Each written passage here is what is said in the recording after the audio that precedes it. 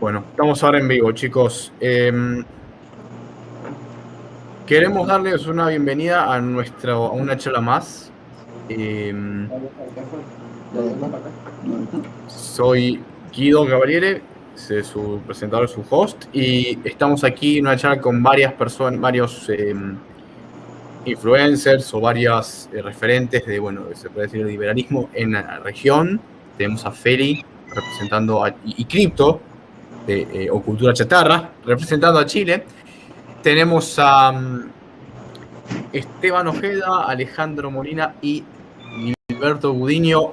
Muchas gracias por volvernos a visitar representando a Venezuela. Y Estefano, ahí te conectaste, sí, creo que te puedo escuchar.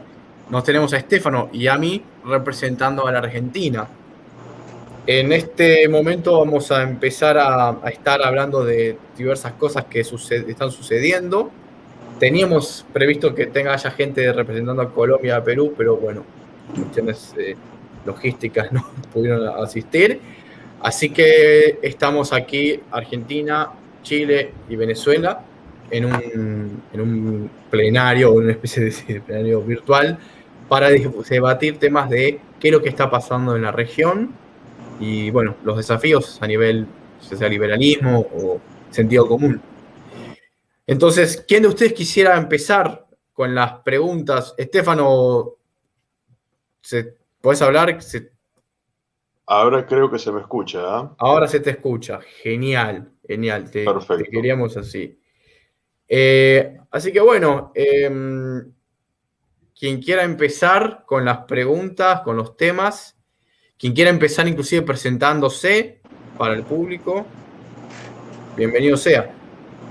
Bueno, mi nombre es Alejandro Molina, administro la página de Libertarios de Venezuela, soy comunicador social, evidentemente en este momento creo que estoy en una de las últimas partes del mundo libre que queda en América en sí y principalmente para los hispanos, ¿no? Ahorita estoy en Florida. Y bueno, con respecto a lo que es el tema y el conversatorio en sí, me parece sumamente importante y necesario porque creo que los que estamos aquí reunidos hoy compartimos un punto de vista bastante similar, ¿no? Creo que todos defendemos la libertad por encima de todo y creemos que el auge totalitario en toda la región está creciendo y va creciendo mucho más, ¿no? A pesar que en el año 2015, cuando veíamos la pírrica victoria de Mauricio Macri y de la Asamblea Nacional por parte de la oposición venezolana en Venezuela, hoy en día vemos que el Foro de Sao Paulo sigue aumentando sus tentáculos y sigue aumentando eh, en parte de la región, ¿no? Y hoy vemos que casi toda la esfera sudamericana, todos los países de Sudamérica hoy están teñidos de rojo de alguna u otra manera, ¿no?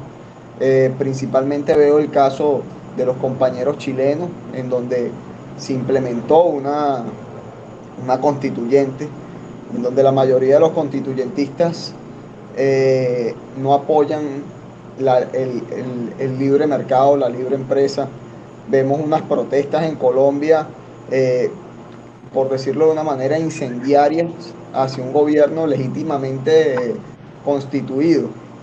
Y bueno, y vemos lo que está sucediendo en Venezuela, que prácticamente ya es un territorio tribalizado y repartido entre gerifaltas del crimen organizado, como está sucediendo en este preciso momento en Caracas, en donde bandas armadas están sometiendo bajo el terror a la población caraqueña, ¿no? Y principalmente en la cota 905, en donde las fuerzas del orden público simplemente ya no tienen capacidad de reacción ante estos grupos armados, ¿no?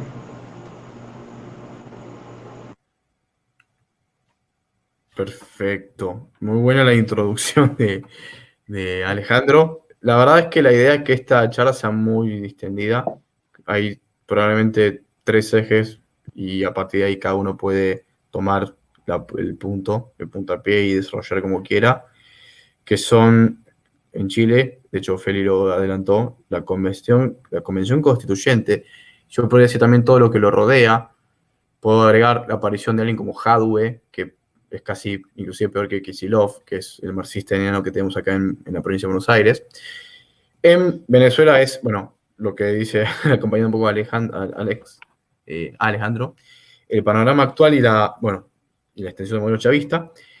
Y había temas para Perú, que era qué se puede esperar del tema de Castillo. Bueno, que la idea era que ajuste también en Perú y lo diga, pero podemos también tocar.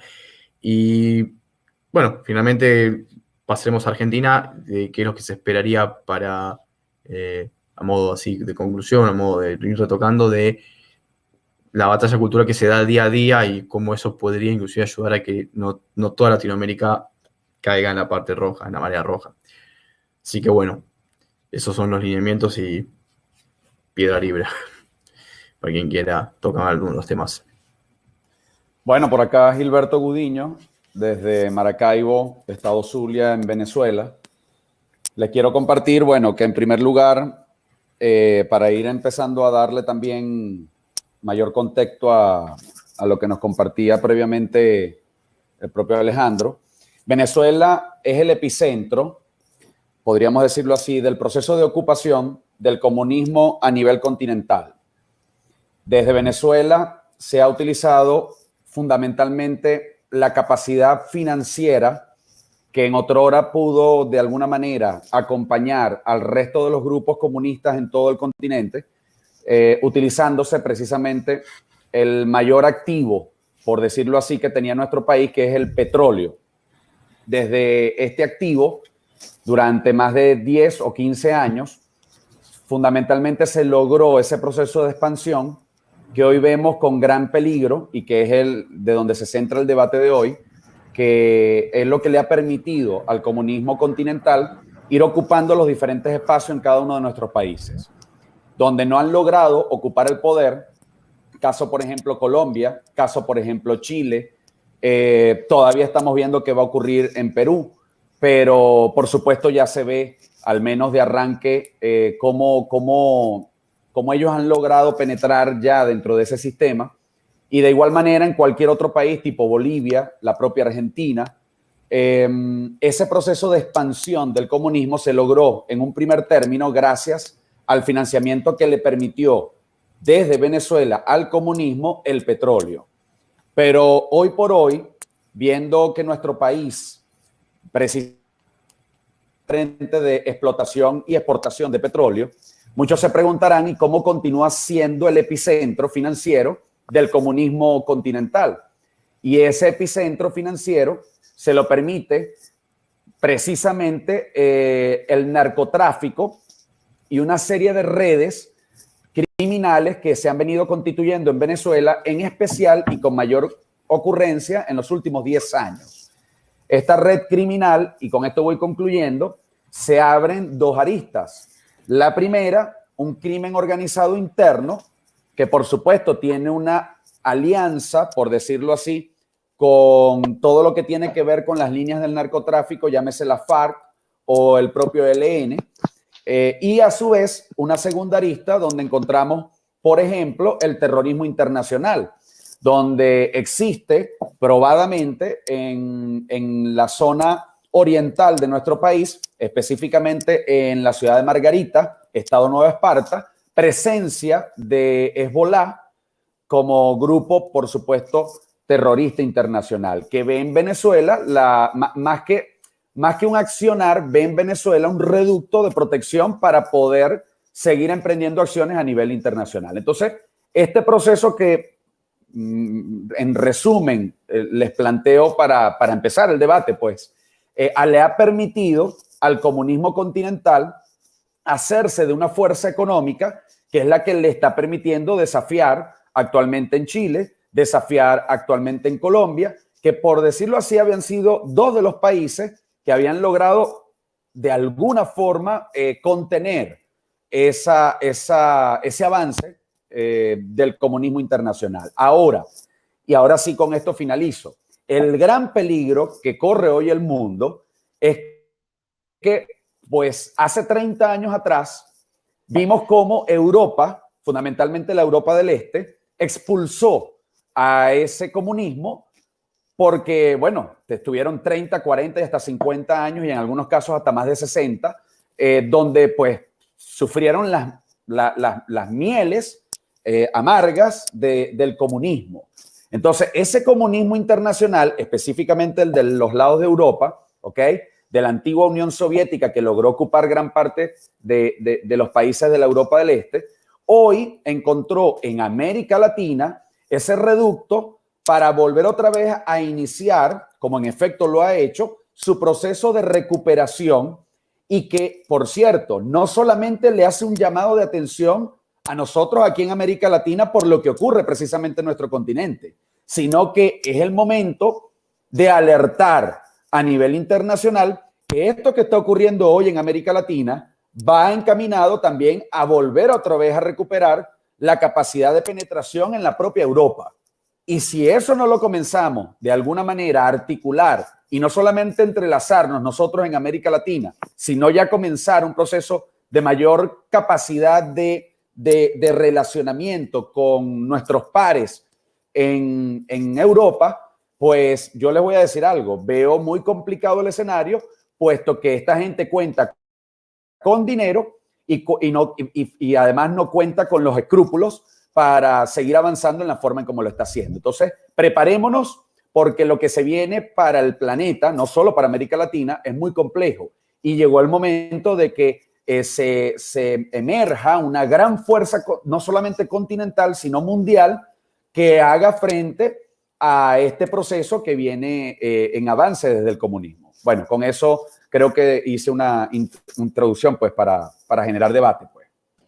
Oye, yo quería hacerle alguna pregunta a alguno de los hermanos venezolanos, o alguno de los dos que hablaron, el que quiera tomar la palabra, pero quería preguntarle sobre el rol de la oposición, de esta supuesta oposición que apareció unos años atrás cuando se mostró Guaidó, y muchas personas vieron con un cierto grado de esperanza de que sí iba a haber una oposición firme, pero parece que se fue diluyendo. Entonces quería preguntarle al que quiera, ahí está Esteban, que si quiere responder, ¿qué pasa con esta oposición en Venezuela?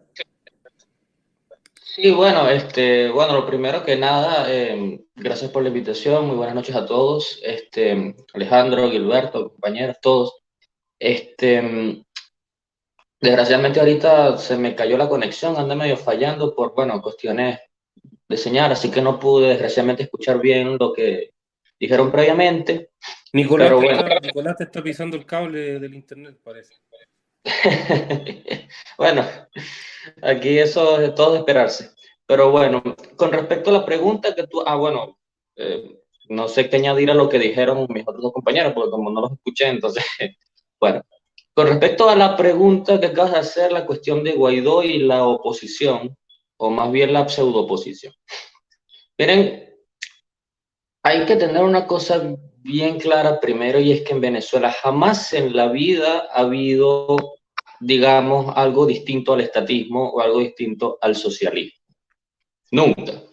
Toda la historia de Venezuela, desde que terminamos siendo independientes hasta el sol de hoy, siempre hemos sido dependientes del Estado. Siempre. Y con la aparición del socialismo y la socialdemocracia, pues evidentemente los partidos que empezaron a emerger se contaminaron de esto. Tenemos a la Cuarta República, que llegó en el 58, después de la dictadura de Pérez Jiménez, y son dos partidos que fueron Acción Democrática y COPEI, que uno particularmente, Acción Democrática, es un partido socialdemócrata socialista, de izquierda y centroizquierda, y el otro es COPEI, que es un partido social cristiano, también de centro-centroizquierda. Las políticas fueron básicamente que hasta cierto punto llegaron a tener cierta benevolencia en cuanto a los resultados, pero fue simplemente por las ganancias venidas del petróleo. Después, cuando cayeron los precios del petróleo, fue que la economía se bajó. Y fue allí cuando llegó Chávez, ¿no? Con este aura, como está llegando Pedro Castillo, como llegaron toda la izquierda ahorita diciendo que van a salvar al país y todo lo demás. Lo que hicieron fue un descarte. Ahora, obviamente, Chávez, Maduro y toda su camarilla de desgraciados, pues son todos socialistas, comunistas, de izquierda, extrema izquierda. La oposición jamás ha sido realmente un contrapeso de esto, pongámoslo, de derecha, por ponerlo en estos términos, jamás.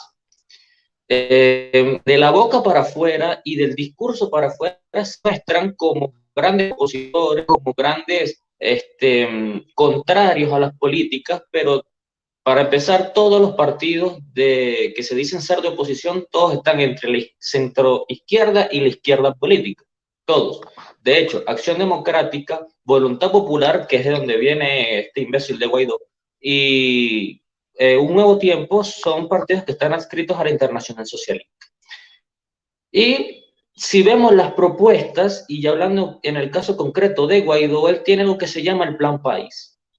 Y el Plan País, si uno lo lee bien, realmente lo que propone es más socialismo. Lo que pasa es que no propone socialismo, digamos, revolucionario y proletario, sino que propone un socialismo cool al estilo de los demócratas. Es decir, y literalmente es inyectar a los mercados y la economía de emisión monetaria. O sea, eso es keynesianismo puro y el keynesianismo es primer hermano del socialismo. Y de otro lado tenemos la otra cuestión de financiamiento que recibe. Para es un secreto que Guaidó llegó a tener una gran motivación. Los mismos otros dirigentes, como pueden ser Leopoldo López, el Vittorio, la mismísima María Corina Machado. Llegan a gente. Ahora, todo ese mar de gente trajo consigo apoyo tanto nacional como internacional y entre ellos financiamiento, es decir, llegó dinero. Recibieron dólares, recibieron bolívares. Con el concierto que hicieron allá en Colombia, pues también recaudaron bastante dinero. Y la pregunta del siglo es, ¿dónde está todo ese dinero? No está en ningún sitio. No está en ninguna obra pública, no está en ningún acto de benevolencia con la gente, no está ni siquiera en la compra, digamos, de armas para los que les gusta la violenta. O sea, no está en ningún lado, más bien se lo gastaron en ellos mismos. No están, la mayoría ni siquiera están en el país, porque Ramos Alón no está en el país, Frei Guevara no está en el país, ninguna de esta gente está en el país. Hay otros que sí, María Corina está en el país, Guaidó va y viene. Pero ninguno se plantea como una verdadera oposición, porque entre que el discurso es el mismo, los planteamientos son el mismo, pues lo único que se perfilan es como solamente porque no están en el poder. Solamente es por eso. Básicamente lo que son es oposición, pero el socialismo es el que funciona. Así es la lógica de la política venezolana. El socialismo funciona, pero tú no lo sabes manejar, entonces quítate tú para ponerme yo, porque yo sí lo sé manejar mejor. Es lo mismo, no es oposición de verdad. Votas por uno, votas por el otro, vas a tener el mismo resultado. De allí una falta de oposición real para hacerle frente realmente al chavismo y a toda la cloaca que ellos mismos han degenerado en el país por más de 23 años. Es como esta wea de Sudamérica, es como África al final. Si no tenéis socialismo, tenéis socialdemocracia, tenéis socialismo árabe o tenéis comunismo militar o alguna de las variantes, pero de ahí no salimos, no salimos de ese hoyo. No entendemos.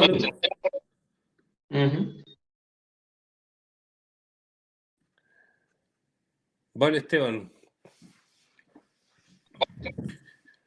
Estefano parece que quería preguntar. ¿O vas tú, Guillermo? Mira, Estefano está yendo y viniendo porque no tiene buena conexión. No solamente él es. Yo no sé si el INADI o la Lewin. Mira, Lewin es una persona que se encarga de la Secretaría de Comunicación y si había hablado de algo del nodio. Y joder, medio lo digo. Así que va a tratar de volver. Así que sí, sigamos. Nosotros, de su parte, de su lado, había un par de preguntas. Pero bueno, nos vamos a hacer igual después. Igual Gabriel ya empezó a preguntar algo que quizás vos, Crypto y Félix, ustedes puedan responder, que es el tema del constituyente. No sé si quieren hablar de ese tema. Le cedo la palabra a Cripto, por favor, maestro. Muchas gracias. Mira, bueno, ha pasado algo interesante con Chile en cuanto al relato, cómo se ha ido armando, ya que la insurrección que nosotros vivimos el 18 de octubre tiene como una historia que ha ido evolucionando al punto de que se convirtió en un plebiscito, bueno, el primero el Pacto por la Paz y la nueva constitución, un plebiscito donde el 80% quiere una nueva constitución, se eligen los constituyentes y el domingo se formó ya todo de manera formal. Entonces, el discurso lo están tratando de convertir en un discurso más bien democrático republicano, como la gente se manifestó en las calles y gracias a esa manifestación hoy tenemos un cambio real y profundo en Chile, una nueva constitución, ya un hito histórico porque no está hecho dentro de cuatro paredes, no fueron los políticos encerrados, sino que es el pueblo que se manifiesta. Y en este momento nosotros podríamos hablar de 4 grandes fuerzas en pugna o haciendo alianza dependiendo de la ocasión. La primera es la lista del pueblo y los independientes, que son y los pueblos originarios, que son los que supuestamente son los representantes reales de la calle. En la lista del pueblo están específicamente gente que estuvo en las protestas, básicamente. Los pueblos originarios fueron escaños reservados, que pasaron directamente, y bueno, votaron entre ellos y todo. Y tienes también los independientes, que de independiente poco y nada. Luego la segunda fuerza vendría siendo una nueva izquierda que se ha ido formando, una alianza, de nueva muy entre comillas, que es el Partido Comunista y el Frente Amplio, ya que justamente estamos en periodo de primarias presidenciales, y en estas primarias de esta izquierda están compitiendo directamente, como bien nombraban anteriormente, el candidato del Partido Comunista, que es Daniel Jadwe, y el candidato del Frente Amplio, que es Gabriel Boric. Frente Amplio es un movimiento, rápidamente lo explico, un movimiento que nace por la Revolución Pingüina, una manifestación que se hizo de todos los estudiantes de Chile por una educación gratuita. Entonces nace este movimiento político. Y está la tercera fuerza, que es lo que se conocía aquí antes como la Concertación, que vendría siendo toda la centroizquierda, que es la que mayoritariamente ha gobernado Chile después del régimen militar, después del golpe de Estado, y cuando ya volvemos a democracia, han sido socialdemócratas, básicamente. Y por último, la fuerza que queda es la derecha, ¿ya? Todo lo que venga del centro para la derecha, ahí está metido. Justamente es la derecha la más derrotada al día de hoy en Chile. No tienen fuerza política, no tienen mucho apoyo, y de hecho, dentro de los independientes escogidos, esto se aprobó los 2 tercios, que se llama. Vale decir, si tú quieres escribir algo en la Constitución, tienes que tener los 2 tercios de los votos. O sea, si la derecha lo que necesitaba era 1 tercio de votos para poder oponerse, ¿cierto? Para poder decir, bueno, cuidemos, si no quieres cuidar la propiedad privada, me voy a oponer, ese tipo de cosas. No lo alcanzó siquiera. Ni siquiera alcanzó a ser 1 tercio. O sea, hoy en día la derecha no puede detener nada de lo que se diga en la Constitución. Absolutamente nada. Ni siquiera estorbar puede. Nada. Podrían no ir y no pasaría mucho. La única manera que haya algún tipo de influencia en la derecha es que hicieran pactos con estos grupos que nombré anteriormente. ¿Ya? El segundo gran derrotado es esta vieja izquierda, que es la centroizquierda, la Concertación, que tampoco tiene fuerza política. Los que tienen fuerza política hoy en día, en todo sentido, son la lista del pueblo, la constituyente, junto con el Partido Comunista y el Frente Amplio, y en tipo de alcaldías y bueno, candidatos populares presidenciales también. Entonces, hoy en día, Chile, la mayor fuerza es lo que se podría denominar, muy entre comillas, como una extrema izquierda. ¿Vale? Que tienes el Frente Amplio, que es una nueva izquierda, el Partido Comunista, que es una izquierda más dura, y la lista del pueblo, que ahí dentro de la lista del pueblo tiene gente, desde gente anarquista, ¿ah? De hecho, uno de los constituyentes es de la primera línea, que esto vendría siendo del movimiento antifascista, los antifa que se conocen en todo el mundo. Entonces, para que se vaya conociendo el tipo de perfil de los que tiene. Y bueno, los pueblos originarios también tienen su propia visión, pero obviamente esa visión, acá en Chile al menos, parte de ellos tienen mucha cercanía con la izquierda. A pesar de que en la región de la Araucanía se vota mucho por la derecha, pero los líderes sociales tienden a ser más de izquierda. Entonces, ¿qué tenemos hoy en día? Tenemos, o tiene, mejor dicho, la izquierda una gran oportunidad de poder hacer una constitución a su medida. Lo que quiera la izquierda hoy en día hacer, la puede hacer. Lo que quiera, porque tiene los votos, tiene la fuerza y tiene la alianza. Cripto, Entonces, ¿sí? disculpa que te interrumpa. Sabes que tocas un tema súper interesante, que es lo de la constituyente en Chile. Esto yo lo hablaba en enero aproximadamente con un compañero, un amigo que es chileno, que fue candidato por el Partido Republicano a una concejalía allá en Santiago de Chile. Se llama Antonio Arroyo. Sí, lo conozco. Justamente yo le comentaba a él el tema de la constituyente y cómo es que se aplican estas medidas supranacionales, supraconstitucionales, como fue la constituyente en Chile. Yo estaba analizando y estaba revisando de cómo fue el proceso de el plebiscito de que si la población quería o no una nueva constitución. Cuando yo reviso los datos, nada más votó el 50.9% de la población que puede votar en Chile. Así es. De ese 50.9%, el 21% dijo que no aprobaba una nueva constitución. Esto quiere decir que solamente votaron 5 millones de personas y esas 5 millones de personas determinaron en un contexto político bastante violento, porque eso es lo que era en ese momento en Chile, porque la convulsión social, la insurrección que hubo en Chile era un contexto bastante dramático, ¿no? Entonces, en ese contexto de violencia, 5 millones de personas fueron los que impusieron una constituyente que ahora la izquierda arrasa en los comicios. Es por eso que yo, esos datos, y así también sucedió en Venezuela, en la primera elección de Chávez, es por eso que uno cuando ve estos líderes tan carismáticos, a veces no es porque estas personas y estos líderes populistas de izquierda sean muy buenos líderes, sino que simplemente la población está harta de lo que hay, ¿no?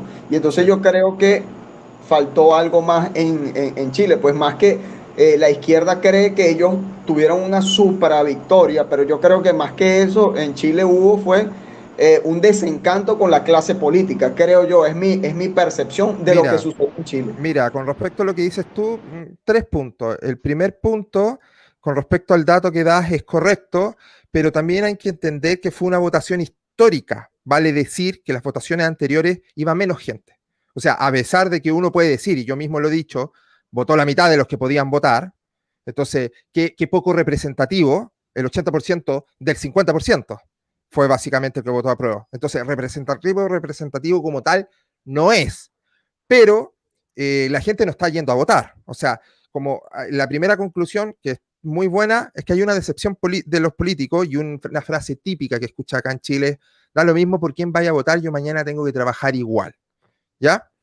Lo cual, desde un punto de vista libertario, a mí me parece sumamente bueno esa actitud, porque es una actitud anticasta política. O sea, esa parte la tienen, hay un 49% que la entiende.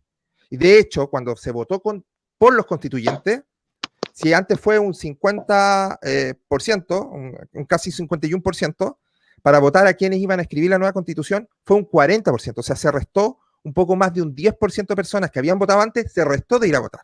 O sea, querían cambiar la constitución, pero no le importaba que la escribiera. Punto 2, ¿ya? Y con respecto a la casta, si bien es cierto, hay una... Y yo creo que esto es un fenómeno mundial, que hay una desazón con respecto y una poca confianza con respecto a los políticos. Pero también tiene otro problema, que es lo que se conversa muchísimo, de cómo Chile, siendo el líder desde un punto de vista económico de toda la región hispanoamericana, y siendo un país tan estable y que fue eliminando la pobreza hasta llegar a un un poco menos del 8%, y uno de los países menos desiguales de América Latina. ¿Cómo es posible que pasó lo que pasó? Y acá también tiene que ver con otro caso, y nuevamente el tema libertario lo resuelve, que es el Estado. Porque a pesar de que tengamos muy buenos índices, y a pesar de que ha habido un gran crecimiento, o sea, si comparas la época de Allende y su inflación, el nivel de pobreza, a lo que, no sé, antes del octubre de 2019 teníamos nosotros, una locura como crecimos, por algo le decían el milagro chileno. El gran problema acá es que los políticos y el Estado tiende a corromperse por ABC motivo, y si bien es cierto, no, hemos tenido de los políticos menos corruptos comparado con muchos países vecinos, con todo el respeto a nuestros amigos argentinos, pero si lo comparáis con Argentina, con Venezuela, también un respeto para ustedes, nuestros políticos son Jesucristo. Pero eso no significa que no haya corrupción, y el gran problema de la corrupción acá es esa conversación entre ciertos empresarios, o como diría Milei, empresarios, estas grandes corporaciones que empezaron a pasar dinero por debajo: no votes por esta ley, vota por esta otra ley, compro aquí, compro allá, nos coludimos, ustedes se hacen el tonto. Entonces empieza a salir una seguidilla de noticias de corrupción, una tras otra, en las cuales muchas veces se ve involucrado ambos lados, la derecha y la izquierda, pero obviamente pegándole más a la derecha. Entonces, ¿qué pasa con la gente? La gente empieza a hablar entonces de un fallo en el modelo, porque se habla de lo grande, Milton Friedman dijo, oh, qué increíble, Hayek, pero ¿qué pasa? Que a pesar de todos los triunfos, igual hay pobreza. Bueno, para la izquierda, y le metió bien en la cabeza a la gente, la desigualdad es mala, entonces hay desigualdad, hay un montón de problemas, y a esto le agregas un deterioro también en las medidas económicas, porque no supieron mantener el modelo implementado, el modelo económico me refiero. Entonces iban haciendo reforma sobre reforma. Entonces que ya era un Frankenstein lo que pasó en la época de Pinochet, que no era una economía liberal al 100%, nunca lo fue, y le fue agregando cosas. Y por otro lado, un problema que tuvo la derecha, que dijo, nosotros no vamos a politizar los cuerpos intermedios, no nos vamos a meter en el fútbol, ni en la iglesia, ninguna, nosotros no nos vamos a meter en la política, fue decirle a la izquierda, ustedes pueden meterse, nosotros no les vamos a hacer ningún problema. Y barras de fútbol, que en algunas barras, como por ejemplo la del Colo-Colo, que es el partido más popular de Chile, era una barra de derecha, hoy en día es una barra totalmente antifascista, izquierda total, y todas las barras bravas. Y parte de las iglesias son de izquierda, y así, varios cuerpos intermedios terminan siendo dominados por la izquierda, y lo que antes era la UDI popular, que estaba en los barrios bajos, tratando de tener líderes allí, la derecha se olvidó después del asesinato de Jaime Guzmán, y dejaron los barrios bajos a la izquierda. Entonces llegaba el Partido Comunista con ollas comunes, y ahí te empieza a convencer. Entonces tienes toda esta mezcla, y a todo esto le agregas también que al ver esta gran economía, empiezan a pasar lo que pasa típico cuando tú tenías una familia con un buen vivir. Empezáis a tener otro tipo de problemas. Entonces, ya tu hijo de 15 años quiere un auto, ¿cierto? Quiere comprarse un automóvil, que una familia pobre ni siquiera pensaría en eso. Entonces empieza a tener otro tipo de problemas. ¿Cuáles son los problemas de Chile? Ya que le dijeron que era el jaguar de Latinoamérica, ya que le dijeron que era el milagro chileno. Piñera dijo que era el oasis en Hispanoamérica. Entonces, ¿qué empieza a pensar el chileno? Bueno, comparémonos entonces con los países que hay que compararse. Ya no nos comparemos con Argentina ni Venezuela, comparémonos con Nueva Zelanda, con Países Bajos, con Irlanda. Y eso es un poco lo que ha sabido utilizar muy bien también la izquierda.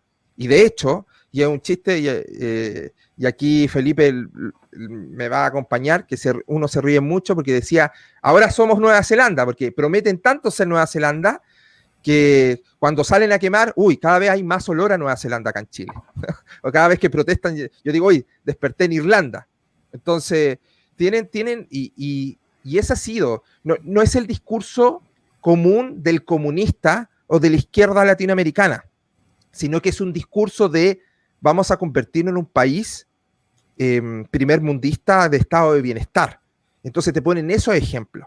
De hecho, acá los periodistas cuando hacen su trabajo, que normalmente no, le preguntan a la gente de izquierda por Venezuela. Por ejemplo, a Dan Jadwe le pregunta por Venezuela. La respuesta típica de todos estos políticos es: no me hables de Venezuela, no me compares con Venezuela, yo no quiero hablar de eso. Venezuela es otro modelo.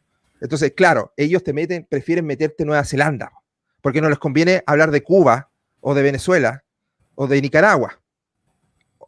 Entonces, tiene ese gran problema y así ha ido calando profundamente toda esta visión. De hecho, continuando con lo que decía antes de la constituyente, votan por la presidenta de la constituyente, que es una mapuche de pueblo originario, y el vicepresidente es del Frente Amplio. O sea, tiene una dominación total. Y lo que se ha vendido y lo que se sigue vendiendo hasta el día de hoy es un Chile con un estado de bienestar. Que aquí todos sabemos qué es lo que significa eso. Significa gastemos todo lo que tengamos que gastar, repartamos todo lo que tengamos que repartir, y en algún momento vamos a quebrar, vamos a tener que endeudarnos, etcétera, etcétera. Entonces ese es el gran problema. Acá no se habla de bajar impuestos. Todo lo contrario, acá se habla de mayor recaudación, impuestos al lujo, al súper rico. ¿Para qué? Para repartirle más a los pobres, para dar salud gratuita, para dar... Entonces, hoy la pelea libertaria, y la derecha en general, pero la pelea libertaria es mucho más difícil porque ya le metieron en la cabeza a los chilenos que el neoliberalismo es malo, que el modelo es malo, que Milton Friedman es malo, que von Hayek es malo, que todo eso es neoliberalismo y que lo que es bueno es lo que vemos en Europa, ¿cierto? Entonces, y claro, mira, yo podría hasta entender de que te compares con Nueva Zelanda, pero la diferencia entre Chile y Nueva Zelanda, que en Nueva Zelanda hay neozelandeses también. Hay una diferencia. Nosotros somos latinos, aunque el chileno se quiera creer europeo, no lo somos. Entonces, vamos a actuar como, y disculpen a todos los que estamos acá, pero como lo que somos, países bananeros en muchos sentidos. Y caemos en eso, caemos en tonteras, en votar por el populista de turno, y caemos. Y eso es lo que está pasando hoy en día con Chile, que el candidato con mayor proyección y con mayor respaldo es un comunista que hace poco sacó una declaración que dijo que la prensa había que empezar podríamos, a ver, ¿cómo lo digo? Bueno, a censurarla. Ya, Dijo, si algo nos gusta... dijo, esperamos no cerrar ningún medio de comunicación. Exacto. Muy generoso dicho. Sí, y lo otro también que dice el economista, porque hay economistas en los partidos comunistas, me encantan esos economistas, que dice, bueno, si se empiezan a cerrar las pequeñas y medianas empresas, que acá se llaman pymes, si se empiezan a cerrar las pymes, eso pasa. Después no anden llorando, porque son cosas que pasan. Y después dijo que quiere aumentar el sueldo mínimo, y toda empresa que no pueda pagar ese sueldo mínimo no merece estar abierta, porque le está pagando muy poco a los trabajadores. O sea, es un comunista de manual, porque él cree en la teoría de la explotación, en la teoría valor-trabajo, todo eso de manual. Él lo dice en televisión, y yo digo, no puedo creer que los chilenos estén apoyando eso. Y eso es lo que estamos viviendo hoy en día, y es un poco, tocando, y con esto cierro, es un poco lo que les pasó a los peruanos también. Los peruanos votaron por un comunista de manual también. La diferencia entre su comunista y el nuestro, como Chile es un poquito más liberal y Perú es un poco más conservador, votaron por un comunista conservador, y nosotros Claro, tenemos un comunista un poquito más liberal. Claro, le salió por la culata. Un Oye, comunista más permíteme- liberal. Perdón, sí. Dale.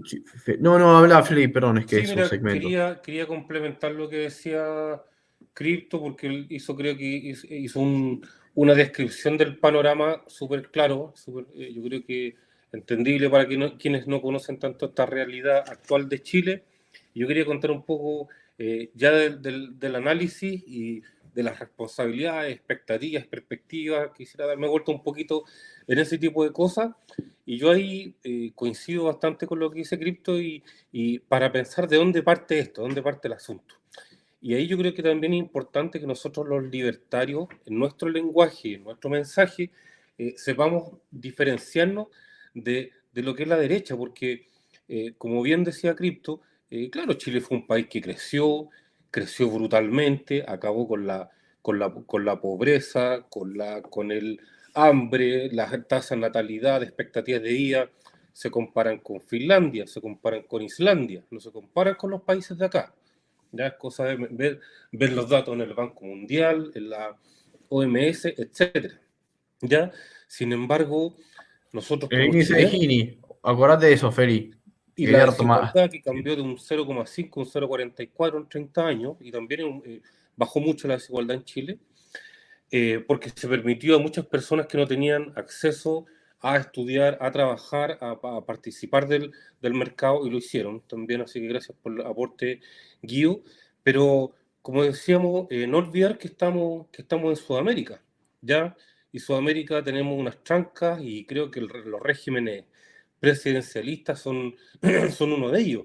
Los latinoamericanos siempre estamos esperando que haya un Estado al cual pedirle las cosas, hay un presidente sobre el cual generar expectativas. La gente, cuando se enfrenta con un problema, dice, oye, pero qué mal, debería haber una ley que lo regule, debería alguien hacerse cargo. Cuando ve algo que está feo, que está mal, que está podrido, que está medio botado, dice, ay, el gobierno no hace nada. Siempre está esperando y esa es una cuestión cultural que tenemos, ya se nos metió en la médula. Si uno lo quisiera comparar con países como Japón, por ejemplo, un japonés si ve un problema, nos dice debiese venir el presidente a arreglarlo, va y lo arregla él. Si ve una oportunidad, va y la toma. Entonces, culturalmente, estamos muy sometidos a este régimen presidencial. Entonces, como régimen presidencial, bueno, nosotros, cosa de mirar los últimos 40 años, no hay para ir tan lejos, y ver que la política sudamericana siempre se ha estado moviendo en este vaivén medio tonto entre izquierda y derecha. Esto ha pasado en Chile, estuvimos a Piñera, ante a Bachelet, ante Piñera, ante a Bachelet, a centro derecha, centro izquierda, y eso mismo uno lo puede ver en Brasil, lo puede ver en Ecuador, en Colombia. Entonces, creo que estamos primero presos de eso. Y como estamos presos de eso, estamos presos también en el institucionalismo, en esperar que sean estas instituciones las que articulen la vida, las reglas de cómo las personas deben vivir. Entonces, como decía Crypto, también, que también coincido harto, dice la gente sabe cuáles son lo que está bien y que está mal. Sabe que los políticos son corruptos y nefastos. La gente no quiere adherir a partidos políticos. Creo que como el 1% de las personas pertenecen a un partido político, porque saben y tienen la peor percepción de los partidos políticos, saben que las instituciones fallan y que no es un pormenor de que se hayan visto corrupción en las policías chilenas, en los militares, en el Poder Judicial, en esto, en lo otro. O sea, todas las instituciones que le dan este sostén al cuerpo conservador del país, sobre el cual la persona es depositaria de confianza, se han derrumbado.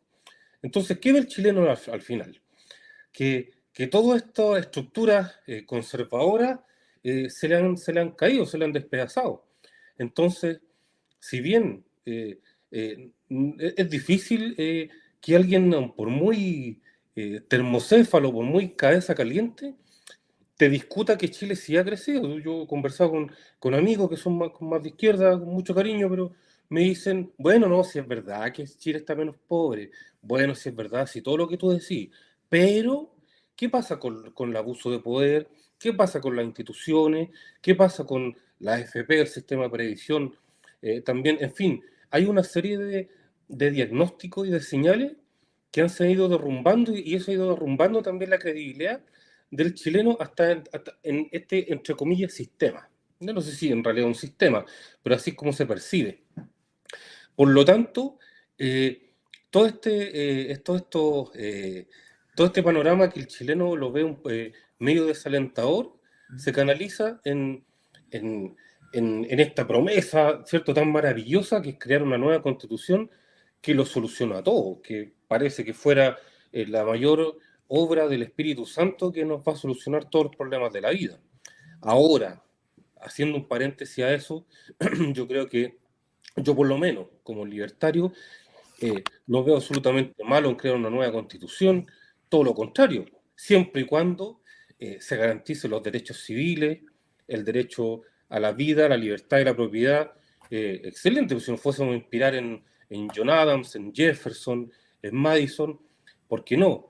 Sin embargo, ahí donde está la cola metida, y ahí es donde está la parte tenebrosa, que claro, la izquierda se ha tomado o se ha apropiado de este discurso, porque ellos fueron los que generaron esta propuesta de crear esta constitución. Por lo tanto, ellos como que fueron los dueños de la pelota, pusieron las normas, pusieron el marco sobre el cual se iba a crear esta constitución. Y por lo tanto, como también decía Crypto, esto, ellos jugaron, como decir, ellos jugaron de local. Entonces, las normas se hicieron en base a ellos, lo que ellos estaban planteando. Y la gente también se ha dejado ver. Y cierro con esta idea, que lamentablemente nosotros los libertarios acá en Chile creo que nos dejamos mucho estar, porque dejamos pasar estos procesos, nos cuadramos demasiado con la derecha, creo que no supimos los libertarios poner y diferenciarnos de esto. O sea, era súper importante, era súper necesario desmarcarnos de eso, de ese vaivén, de izquierda o derecha, si a las finales no son muy diferentes. ¿Ya? Uno te dice libre comercio, proteccionista, el otro te dice estatismo, pero al final, ¿qué pasa con el ciudadano? ¿Qué pasa con los derechos civiles? Son las De hecho, personas las que terminan pendiendo. Sí. sí, una cosita, Todo una bien, cosita. sí. De hecho, es tan heavy lo que pasa en Chile, ese camino a la servidumbre, de que tú a la izquierda lo escucháis como, sí, nos tiene que salvar el Estado y nos tiene que salvar la nueva constitución y ojalá un presidente que cumpla sus promesas como Jadwe, él nos va a salvar. Entonces la derecha va y se ríe, miren qué inocentes que son, que piensan que la nueva constitución lo va a solucionar todo. No lo va a solucionar todo. Lo que lo va a solucionar todo es Kast. ¡Viva Kast! Kast va a ser el héroe y va a cambiar Chile. Entonces todos esperan un Mesías, que venga desde el cielo. Entonces, para uno el Mesías es Kast y para otro el Mesías es Jadwe. Pero al final, y disculpe la expresión, es la misma mierda, pero con otras moscas nada más. Como Macri y Cristina. Sí, Exacto. sí.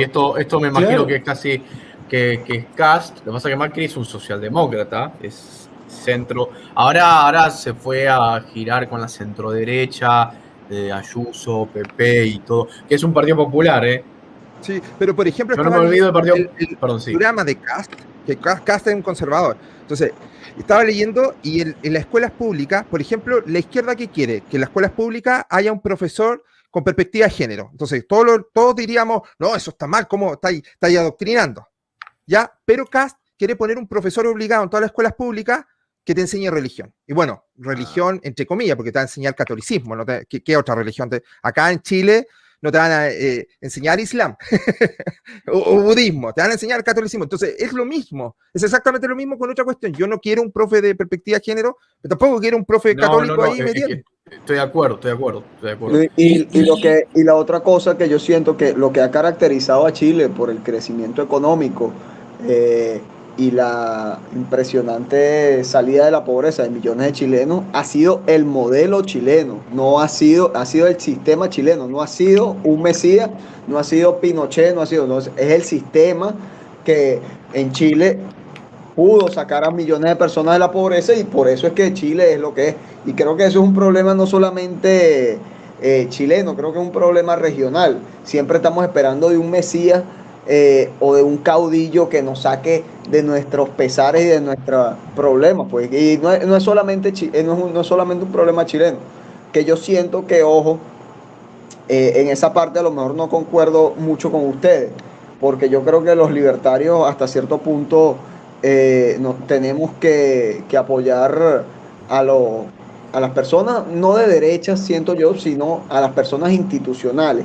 Y creo que hay momentos en donde, por ejemplo, en estas elecciones, en el plebiscito de la constituyente, creo que se tenía que haber apoyado el no contra la constituyente. Creo yo, o sea, es mi percepción, es mi forma de ver la política de forma real, ¿no? Creo que los libertarios tenemos mucha cancha de aquí a unos años, aunque todavía nos falta algo más, ¿no? Los libertarios en Latinoamérica no estamos tan avanzados como están los libertarios en Argentina. En líneas generales, el libertarismo en general en Chile apoyó el rechazo.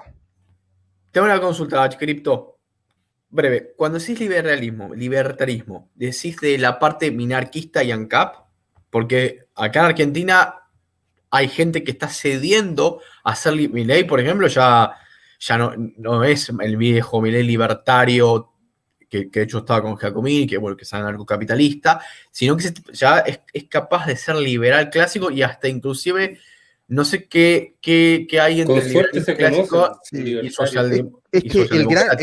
el gran problema que hemos tenido acá, yo de hecho caí en el mismo Para que error. termine mi pregunta, porque parece como que si hubiese directamente una gente ANCAP, que honestamente hoy en Chile y a nivel Latinoamérica, lo menos que podemos es, para edulcorar a la gente que no sabe, es que se hable de la anarquía de libre Sí, sí. mercado. Mira, claro, yo soy anarcocapitalista, 100%, pero por ejemplo, en líneas generales, y yo caí en ese mismo error, debo confesar, yo creía que había que hacer alianzas con partidos formados, porque si el libertario no tiene un partido formado, decíamos, tenemos que meter libertario en la política para contaminar un poco desde dentro, como perros bomba, ¿ah? Vamos a destruir el Congreso por dentro, que es un poco Sí, lo que te decía sí. también en un principio que yo adscribo completamente.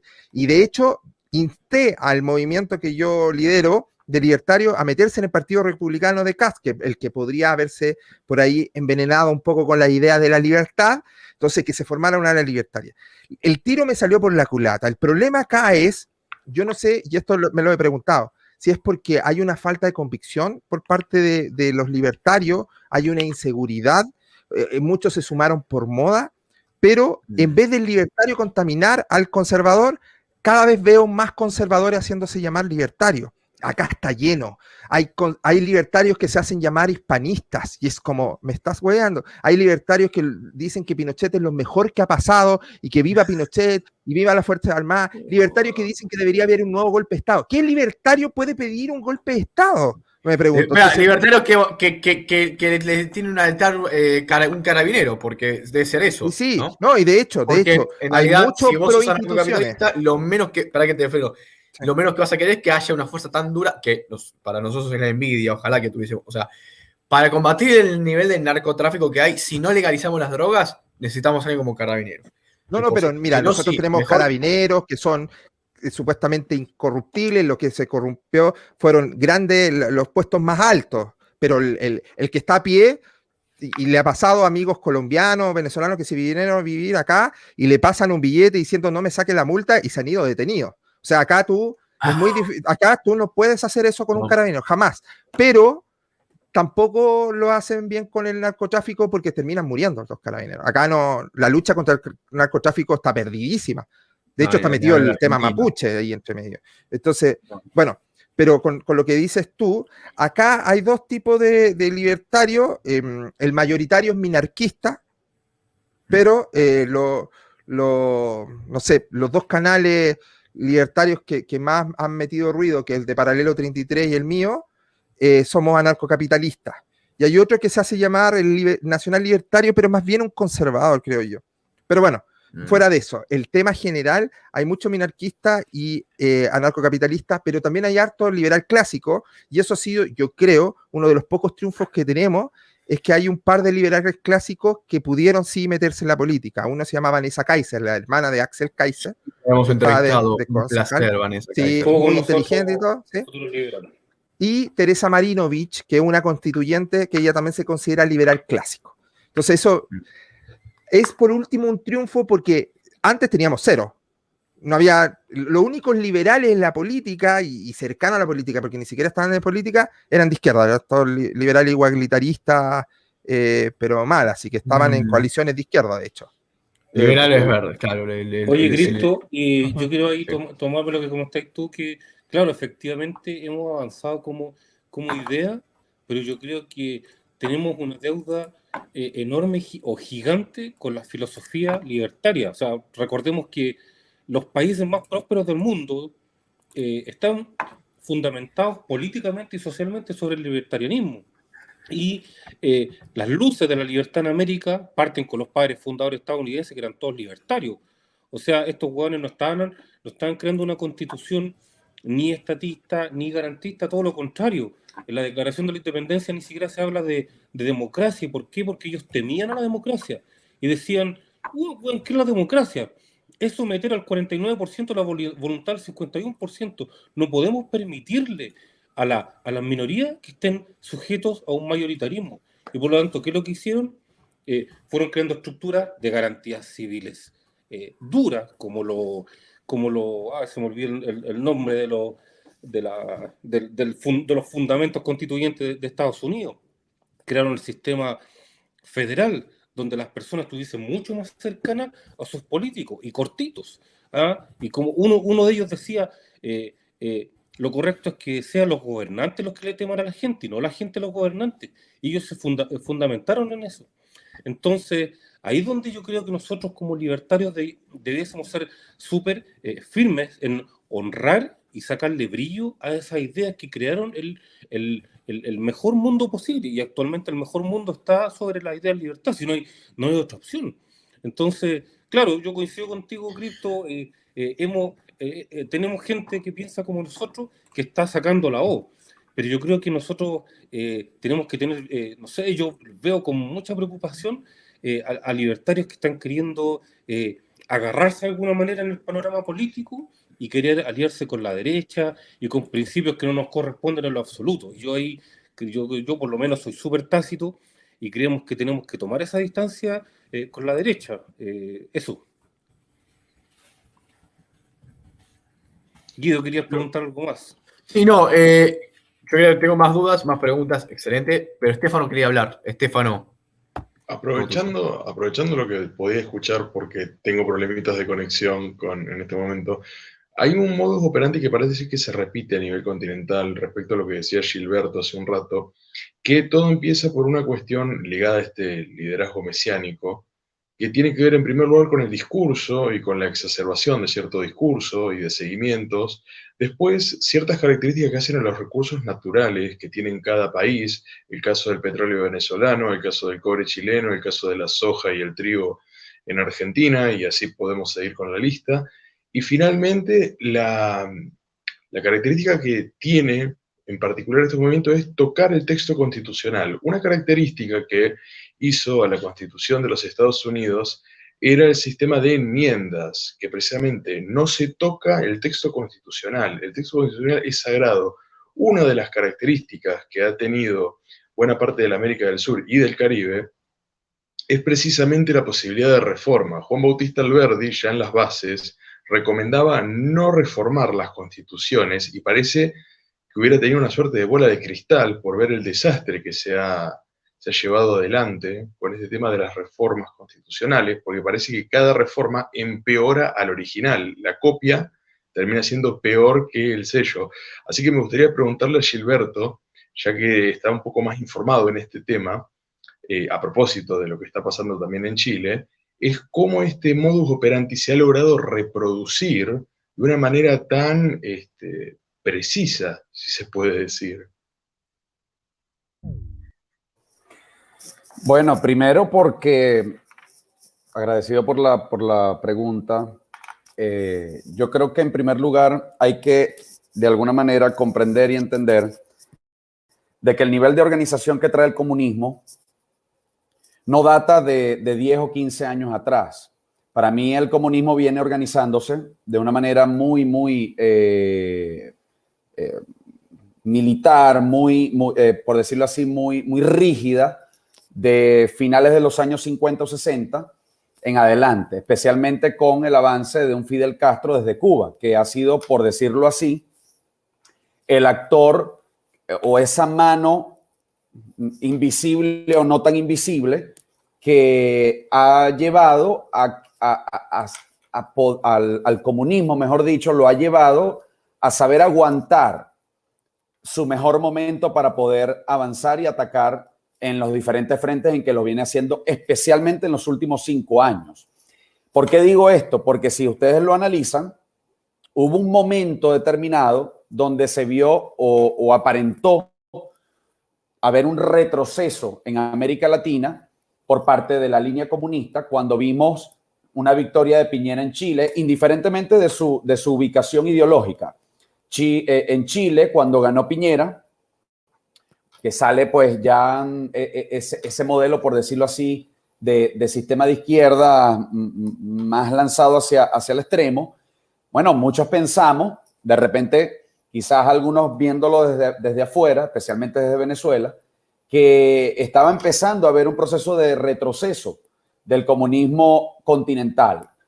A eso hay que sumarle la salida de Santos en Colombia, que también de alguna manera había llevado al país también a un extremo en función de donde lo había dejado Uribe, y vimos a un Duque llegar al poder, vimos a un Bolsonaro llegar al poder, vimos a un Macri llegar al poder, vimos a un Lacalle, claro, más reciente, llegar al poder. Entonces, de alguna manera sí siento que este proceso han tenido la suficiente paciencia, ¿ok?, para poder aguantar el momento de la estocada final.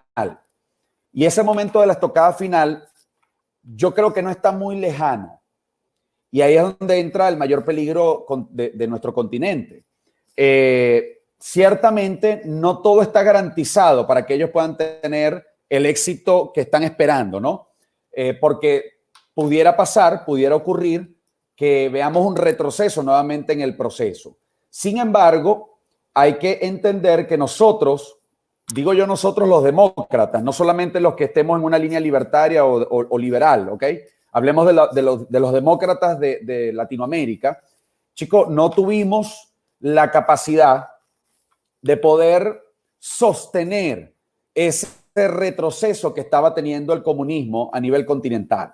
Entonces empezamos a ver cómo perdimos nuevamente, o estamos perdiendo nuevamente, países como ahora Perú, países como la propia Chile con el tema de la constituyente, países como Bolivia, que después de haber logrado salir de un Evo Morales y de alguna manera posicionarse una Yanine Áñez, ahora vemos cómo retrocede nuevamente. Ecuador, que hasta ahora se salva dentro de este formato continental junto con Uruguay, son quizás esos reductos que nos pueden permitir volver otra vez a reoxigenarnos y desafiar a este comunismo continental. Pero más allá de eso, y volviendo al punto, yo creo que el gran avance que ellos han tenido han sido dos elementos fundamentales lo que los han sostenido. El primero, el no haber acabado con ese parásito llamado Fidel Castro o el castrismo en Cuba, ¿ok?, que permitió que esa mano invisible o visible no solamente ocupara países como Venezuela, sino que también siguió manteniendo una alta influencia en Nicaragua y siguió manteniendo influencia en liderazgos, si es que podemos llamar eso liderazgo.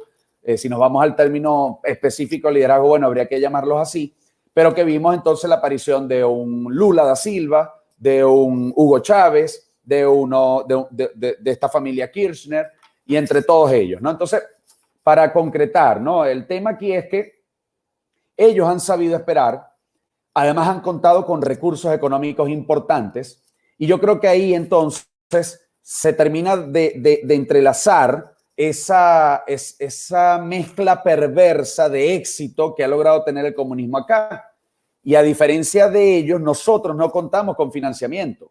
Si ustedes lo analizan, ¿ok?, quienes creemos en las ideas de la libertad, quienes creemos en las ideas del libertarismo o del liberalismo, ¿ok?, este contexto en el que nosotros nos movemos no ha logrado tener, yo no sé si es por falta o por algún tipo de falta de capacidad o de no entender de que al final si tenemos que jugar a la política, porque al final somos políticos, esto que estamos haciendo aquí es política, ¿ok?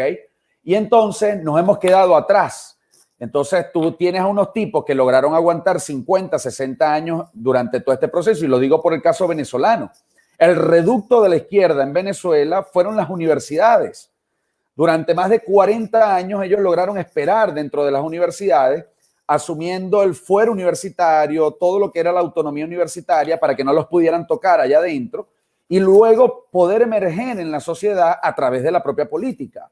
Y cuando pudieron ver la oportunidad de inyectarse hacia el ala militar, como en efecto lo hicieron, entonces los dos grandes reductos del socialismo y del comunismo, especialmente del comunismo, se centraron entonces en la universidad, imagínate, en donde se forma a las mentes que van a regir el futuro de un país, y a su vez en el ala militar, que entonces si está ocupada por actores que no creen en la democracia, sino que por el contrario, creen que los sistemas de libertades no son, por supuesto,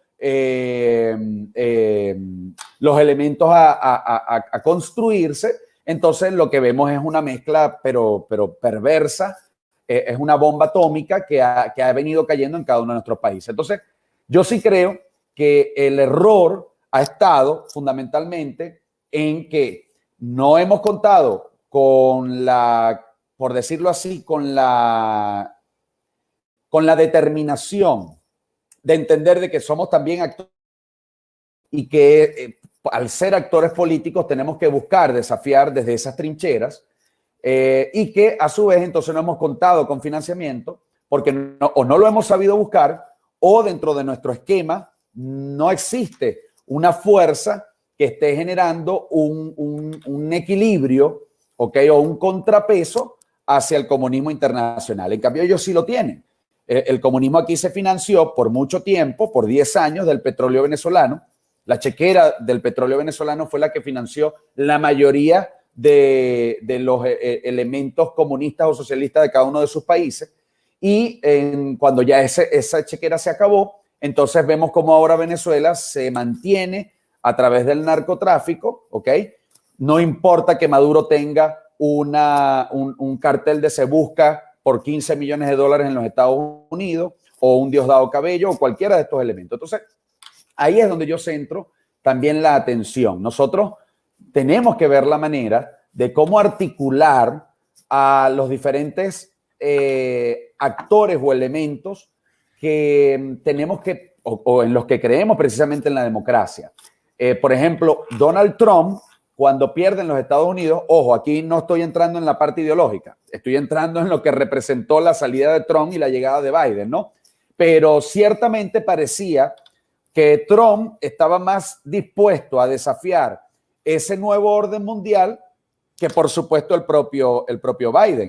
Entonces, en este tema de que uno es conservador y el otro somos liberales, y por supuesto, cuando vemos actuaciones como las de Trump y de repente chocan con algunas líneas de pensamiento nuestras, eso nos llevó a, en vez de buscar fortalecernos y rearticularnos, perder elementos que quizás no eran propios del liberalismo, no eran propios de nuestra línea de pensamiento, pero que sí de alguna manera servían de contrapeso o de muro de contención a estas nuevas líneas que son, pues como sabemos, todo este caudal de ideas y planteamientos que van rompiendo tan fuertemente con las líneas de la libertad, pues. Entonces yo sí pienso que tenemos que avanzar en este sentido y que tenemos que definitivamente o vender mejor nuestro modelo, porque probablemente ese sea parte del error, vender mejor nuestro modelo, que se comprenda a nivel de masas qué es lo que queremos transmitir, qué es lo que queremos promover, qué es lo que estamos vendiendo como política, ¿ok? Porque de repente ahí está el error, o en su defecto, entonces generar un proceso de articulación con otros actores que probablemente no sean tan cercanos en nuestra línea de pensamiento, pero, hermano, estamos llegando a una tercera guerra mundial. Esta tercera guerra mundial no es con bombas atómicas. Esta tercera guerra mundial es a punta de dinero y es a punta de utilizar los diferentes canales comunicacionales que se están adueñando de todo el planeta para poder imponer un nuevo modelo de pensamiento. Entonces, de repente yo choco con la idea de Trump, pero al final está ocurriendo lo que ya vemos que está ocurriendo. Se está imponiendo un modelo de pensamiento, se está imponiendo un modelo político, ideológico, económico, cultural, y al final estamos quedando cada vez más atrás. Y entendamos algo, de no lograr romper con esa secuencia que lleva el comunismo, el socialismo y este nuevo orden mundial, como se quiera llamar, ¿ok? Del color que se quiera colocar, ojo, vamos a tener alerta, vamos a tener graves peligros en las próximas 2 o 3 décadas. Recuerden lo que fue el comunismo en la Europa del Este. Ese comunismo no duró 15 años, no duró 10 años, no duró 5 años. Ese comunismo duró 40 años, duró 50 años. Y en algunos casos ha logrado expandirse o extenderse por más de 60 años. Entonces ahí podemos ir a Corea del Norte. Y cualquier otro país que podamos utilizar como referente. Entonces, hay que entender de que llegó la hora de articularnos entre diferentes líneas de pensamiento, porque tenemos que servir como muro de contención al avance de esta doctrina y, por supuesto, entendiendo de que no podemos, por decirlo así, perder la esencia. El liberal es liberal, el conservador es conservador, ¿ok?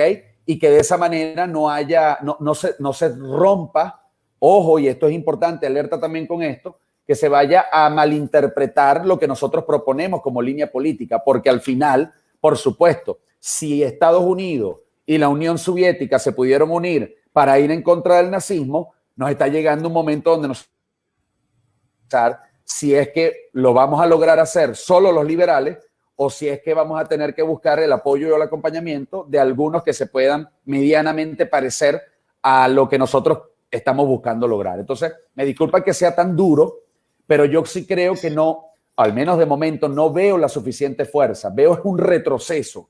Y desde la salida de Trump estoy viendo cada vez más un retroceso. Quizás no era el gran aliado, pero no era el enemigo. No era el enemigo, ¿ok? Al menos de arranque, pues, ¿ok? Después podemos debatir otras cosas, pero sí creo que estamos retrocediendo y eso se debe a que hemos perdido plazas importantísimas. Estamos perdiendo Estados Unidos, perdimos Argentina porque Macri, y ustedes lo conocen mejor allá, pues Macri, fíjense lo que terminó haciendo Piñera, lo que está terminando haciendo Duque, que por cierto fueron alertados, porque Macri, Piñera y Duque fueron alertados de que iban por ellos, de que cuando se reunió el Foro de Sao Paulo aquí en Venezuela, todo fue planificado para el avance del comunismo continental. Se les informó, se les avisó. No pueden decir que no fueron advertidos. Y su irresponsabilidad, porque sí creo que hay que decirlo, la irresponsabilidad de estos actores es lo que está permitiendo que 4 o 5 años después, esos grandes avances que estábamos viendo de alguna manera en América Latina, hoy veamos un grave retroceso pues, continental. Entonces, bueno, creo que llegó la hora de entender quiénes pueden ser esos potenciales aliados y hacer esas alianzas urgentes para detener al menos el avance del comunismo, no solo continental, sino también internacional. Me gustaría agregar alguna cosita. Sí, Crypto, sí. Mira, yo creo que aquí hay un problema. Yo entiendo lo que dices, pero por ejemplo, los contextos son diferentes dependiendo del país, porque acá la derecha está muertísima, en Argentina igual. Bueno, Venezuela, por lo que veo desde afuera, ustedes díganme, pero no existe derecha en Venezuela, la oposición sigue siendo en izquierda. Entonces, ¿con quién te alías en países como los nuestros? Entonces, de hecho, te resta más de lo que te suma. Acá, la derecha es o pinochetista o extremadamente conservadora, entonces no engancha a nadie, no es sexy, pero no atrae. No te hablo lo interno. Hablaba actores externos por el tema del financiamiento. Disculpen si no lo logré engranar, ya, ¿no? Hablaba, perfecto. recuerden que hablé del tema del financiamiento. El fenómeno Trump, yo creo que es un fenómeno, entre comillas, único, porque es él el que tiene el carisma. Lo que logró Trump es porque era Donald Trump. Yo creo que otro republicano no lo logra. De hecho, llegó a tirarse la mitad del republicano encima. Los republicanos no lo querían tanto porque él llegó a ser más fuerza que todos los republicanos juntos. Cierto. Entonces, eso es lo que tiene. Yo estoy de acuerdo con esto. Creo que el Vox lo está tratando de hacer un poco lo que dices tú, es que le llaman el Foro de Madrid, creo que le llamaron. Hace poco hicieron una reunión que es juntar las cabezas, pero el problema acá que veo yo es que al final los que se están juntando son los conservadores y para variar nosotros, y ese es el gran problema que tenemos nosotros los liberales, los libertarios, y quedamos atrás, y nosotros tenemos que llevarle el café a los conservadores. Siempre pasa lo mismo, nosotros tenemos las mejores ideas, los conservadores se apropian de alguna nuestra, la utilizan, se llevan los créditos y nosotros terminamos sirviendo el café. Lo pasó con Bolsonaro. Bolsonaro, un conservador, ha utilizado un par de ideas libertarias, pero hoy en día los libertarios no están muy contentos con él. Porque ojo, porque lo tiene Pablo Guedes, sea que se haya ido, es crucial, es parte, no te sirve el café. Bueno, eso es algo que, la nueva coacción entre conservadores, por decir, o inclusive pragmáticos, porque mucha gente es pragmática, es gente que está en el medio. Como Ron Paul en Estados Unidos. Aliarse con los libertarios, mira, porque ustedes pragmáticos, si querés conservadores, o sí, por ejemplo, que es pro vida, y y de ahí a repartirse. Lo que está pasando acá en Argentina ahora con un candidato que se llama Ricardo López Murphy, que fue ministro hace un tiempo, que dentro de la gente que estaba ahí en 2003, 2002, era el que más ideas liberales tenía. No duró ni 2 semanas, por eso imagínense. Ahora está volviendo a competir y ahora está haciendo una interna y está pactando con lo que sea el ala más, porque ahora ha pactado con la parte más liberal dentro de lo que es Juntos por el Cambio, que es el PRO. Pero no hay duda que tenemos en Argentina problemas. Mira, el Partido Radical, que serán como Peña, son miembros de la Internacional Socialista y no se dan cuenta la bomba que es. Y piensan que vienen a defender el republicanismo y claro, son los que te hablan, porque te hablan mejor, pero a la hora de ponerse duros en temas de seguridad no saben hacer nada, y terminan siendo parte del problema de paso. Es más, mucha gente del radicalismo se fue al kirchnerismo, porque hay muchas cosas en común en algunos casos, en algunos casos se encuentran y chao. Argentina hace más de 100 años que también tiene ese problema, porque es un partido de 130 años, el Partido Radical. Entonces, no tanto como Venezuela, porque tuvimos a Menem en los 90 y algunos gobiernos, sí, menos en los 90 principalmente, donde se puso, bueno, y Macri, pero Macri no, y se puso ese parate a esos 50, 60 años de, qué sé yo, de mucho pseudo socialismo, como decía. El problema que también ha tenido mucho la Argentina a nivel histórico es que por lo general se piensa que la libertad se puede restringir a ciertas características puntuales en vez de ser una suerte de cosmología. Por lo general se la ha tajeado mucho. En el caso de lo que es la UCR, el Partido Radical, que ha tenido figuras interesantes en otros tiempos, en otros siglos.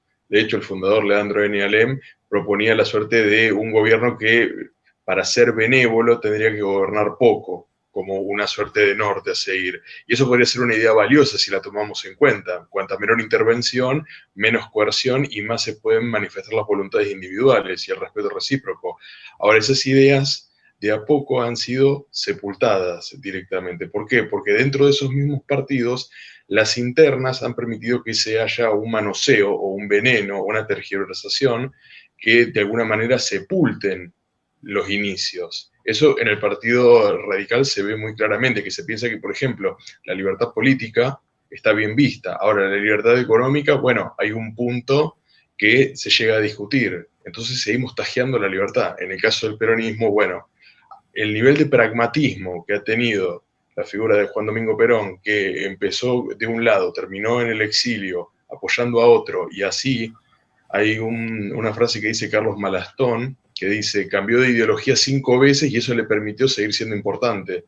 Algo de razón tiene sobre eso. El nivel de pragmatismo que tienen algunas figuras mesiánicas es lo que nos han permitido, porque yo no sé hasta qué punto se puede sostener que un mismo líder termina siendo, con tal de quedarse en el poder, muchas veces el discurso va variando, a veces a nivel de detalle, a veces a nivel quirúrgico, pero es suficientemente efectivo para seguir teniendo una suerte de núcleo duro. Y esto es indistinto de lo que podemos ver en un país o en otro. Parece que tuviera una suerte de escuela regional, por decirlo de alguna manera, a propósito de lo que decía Guido. Genial, Estefan. Ok. De hecho, uno de los grandes problemas que yo creo que tal vez no hemos sabido cómo penetrar esa idea, porque la tenemos todos los libertarios, que el hecho que la libertad nos puede... porque hay muchos que dicen, mira, yo soy liberal en esto, pero en esto no. No, la libertad es eso. ¿Tú crees en la libertad o no crees en la libertad? Si no, lo otro a media no es libertad. ¿Ah? Como dicen por ahí, cuando dicen que cuando encuentran un libertario muy progre, dicen son comunistas que no quieren pagar impuestos. Pero bueno, cuando eres muy conservador, entonces eres un conservador que no quiere pagar impuestos.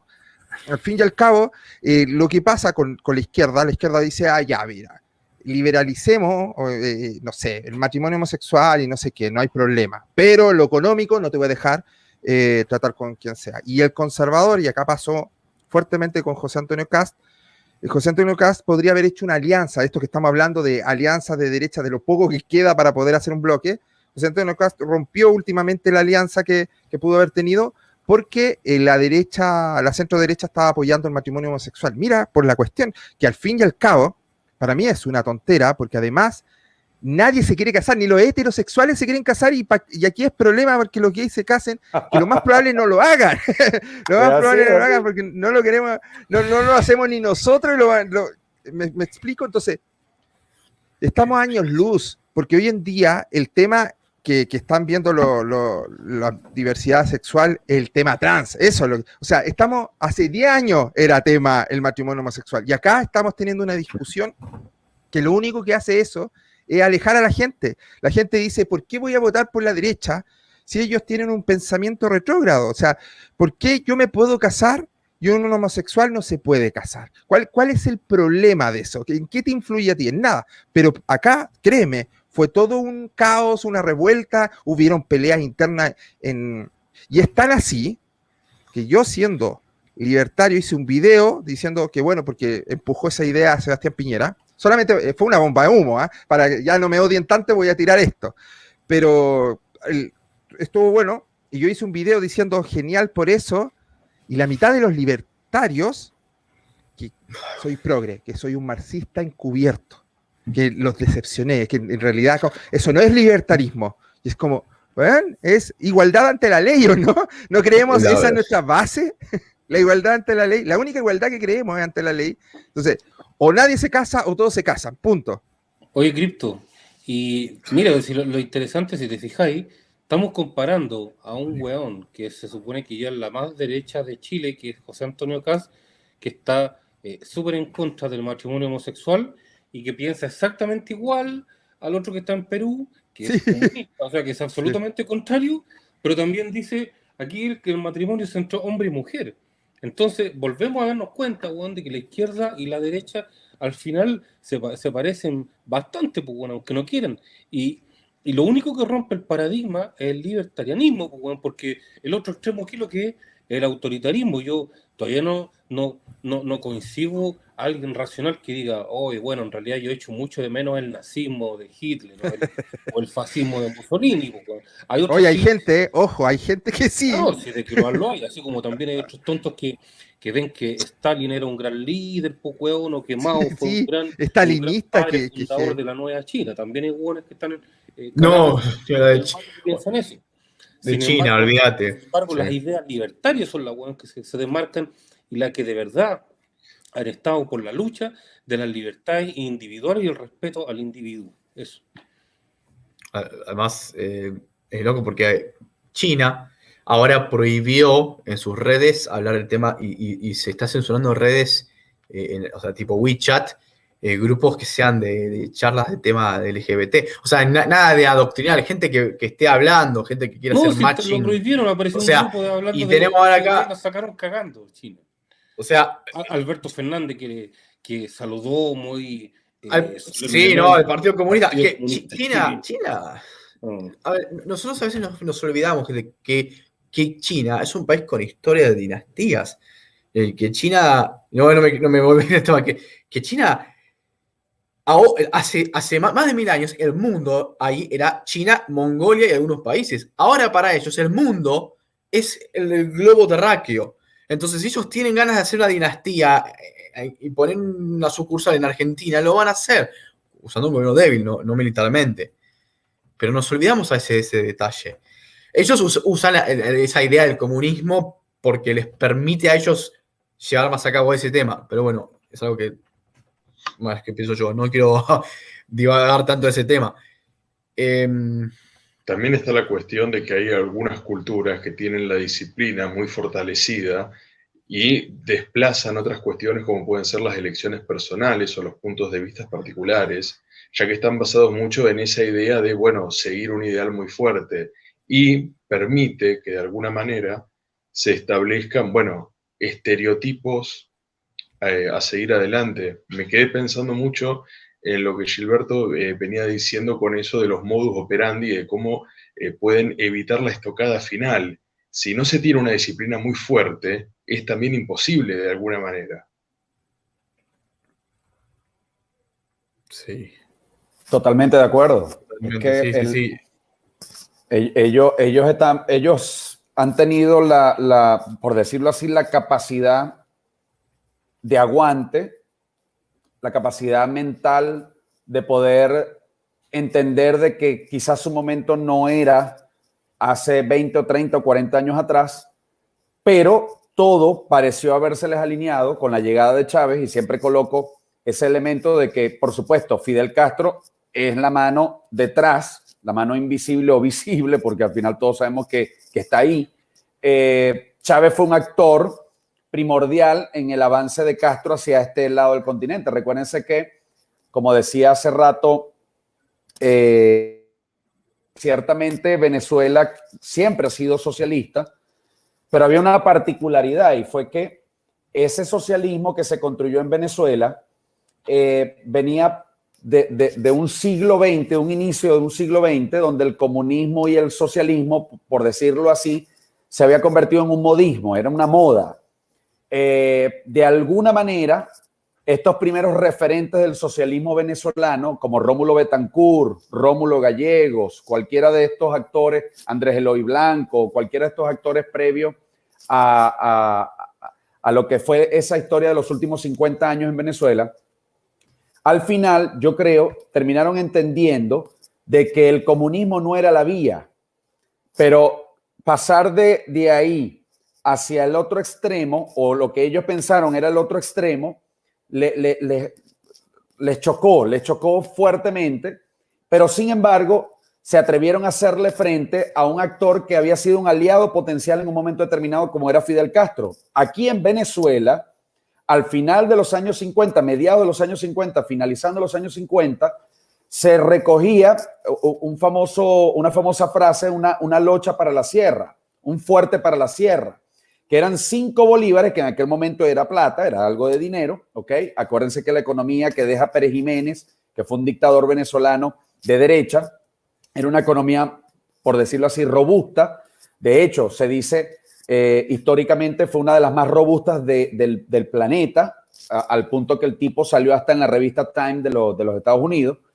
Pero sin embargo, cuando Betancourt llega al poder con esa idea socialista, no pasa mucho tiempo donde rompe con Fidel Castro, ¿ok? Y se convierte en un enemigo de Fidel Castro, al punto que tiene un atentado y todo, siendo socialista.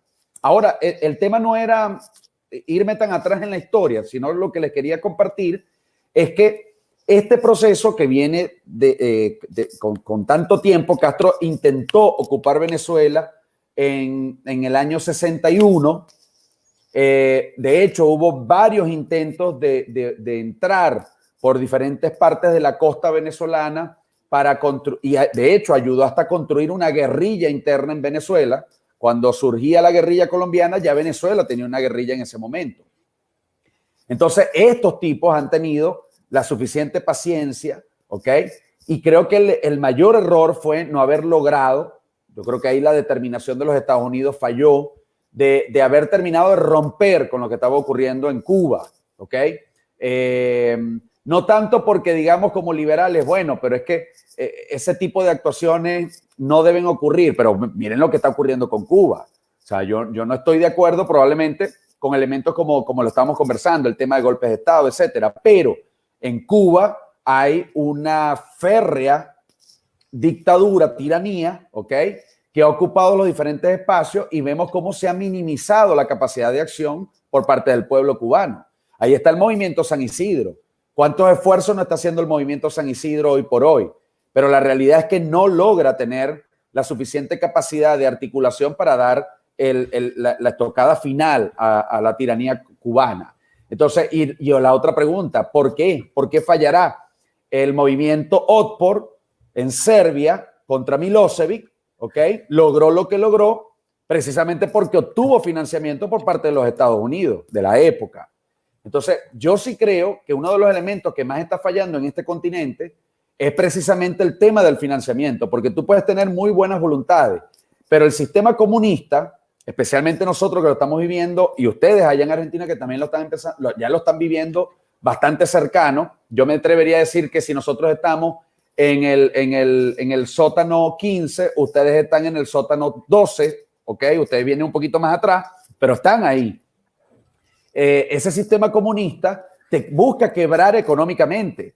¿Por qué te busca quebrar económicamente? Porque ahorita de repente en Chile todavía hay una capacidad para poder vivir de lo que tú haces como individuo.